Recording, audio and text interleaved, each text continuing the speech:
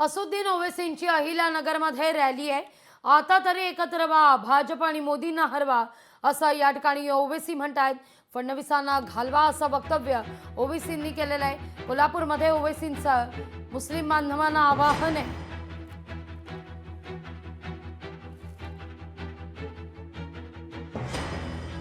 या सगळ्या विषयी अधिक माहिती घेऊया, थेट जाऊया अहिल्यानगरला आपले प्रतिनिधी संतोष आवारे यांच्याकडे। संतोष, काल झालेल्या तणावानंतर आता मात्र वातावरण काहीसं निवळलेलं आहे। तगडा बंदोबस्त आहे अहिल्यानगर परिसरामध्ये।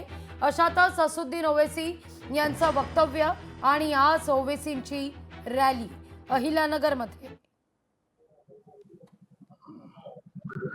निश्चितच काल झालेल्या प्रकारानंतर कुठेतरी आता वातावरण जरी जे आहे ते निवळलं जरी असलं, पण आज अहिल्यानगरमध्ये एमआयएमचे जे खासदार आहेत असुद्दीन ओवैसी, ते यांचा आज अहिल्यानगरमध्ये दौरा आहे। दुपारी 3 वाजता ते अहिल्यानगरमध्ये दाखल होणार आहेत। पदाधिकाऱ्यांची बैठका घेणार आहेत। त्यानंतर सायंकाळी 7 वाजता मुकुंदनगर येथील CIV या मैदानावर त्यांची एक जाहीर सभा देखील होणार आहे। मात्र या सभेच्या पार्श्वभूमीवर प्रशासनाने अद्याप कोणतीही परवानगी जी आहे ती आयोजकांना दिलेली नाहीये।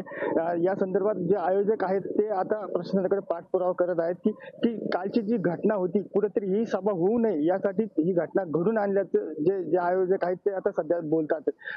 या संदर्भात आता नेमकं एमआयएमचे जे पदाधिकारी आहेत ते आता काय भूमिका घेणार, आता याकडे सर्वांचं लक्ष लागलेलं आहे।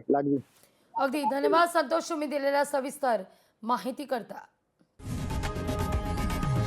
लोकशाही मराठी ऐका, पहा, जागरूक रहा।